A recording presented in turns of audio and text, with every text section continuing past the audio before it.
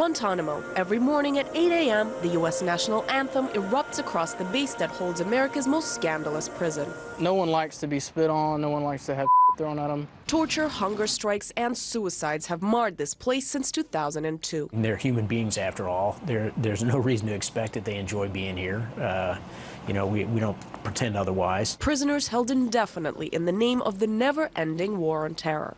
Whether they're innocent or guilty is not our job right here, JTF. We have the court system to determine that. In just over a decade, a total of 779 prisoners, the majority released without charges. Today, 164 remain, over half of them cleared for release, but still kept locked up. On the other side of the barbed wire, life is a blast. There's water and the beach, and it's nice. There's nothing really bad about here. Just like any common American town. I was awfully scared to come here, but I mean, it's absolutely a beautiful place when you get around all the other stuff.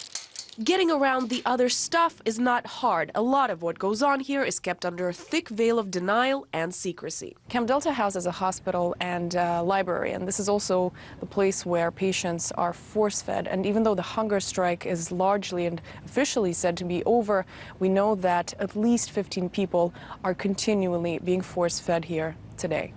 A tube is passed down through a person's nostril and pushed all the way down to their stomach. Before it's passed down the nose, we lubricate it, and we give the patient a choice.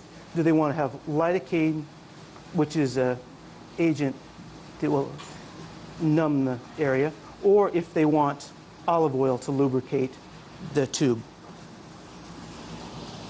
Most of our patients have been using olive oil. They seem to like it. In fact, some of our patients are so used to this, they will describe which nostril they want. This, while major world medical bodies are in agreement that force feeding is not ethical and should not be practiced. The force feeding that my clients have experienced at Guantanamo, they've certainly described it as torture.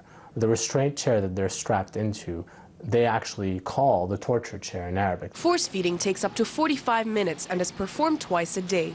The patients I've had in the civilian world have said it feels strange. I've never heard them say it's been, oh, I have not heard that.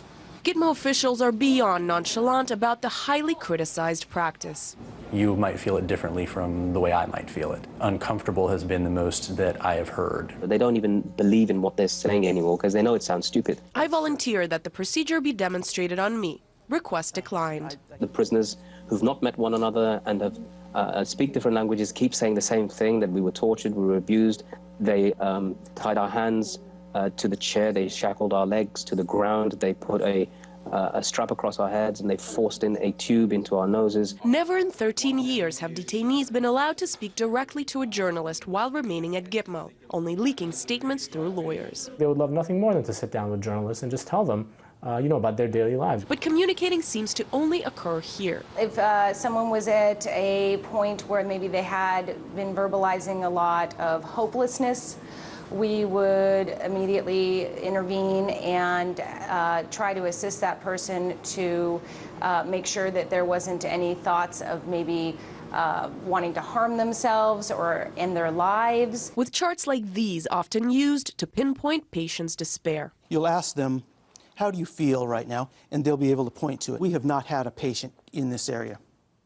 Thank heavens. Meanwhile, 6 suicides and dozens of suicide attempts have taken place at the detention facility. We haven't seen any autopsies. The U.S. government hasn't released any formal reports or findings. We're now outside 2 active camps at Guantanamo. Camp 5 holds single cells where the so-called less compliant detainees are held. Camp number 6 is one filled with communal cells. When officials deem that detainees have behaved better, they are rewarded by being allowed to live in groups. While detainees are kept away from us, what we witness are clean, empty prison cells with cozy pajamas, Colgate toothpaste, and maximum security shampoos, paraded in front of journalists as proof. Everything is so much better here than any silly horror stories we all have heard. Anastasia Churkina, RT, Guantanamo Bay, Cuba.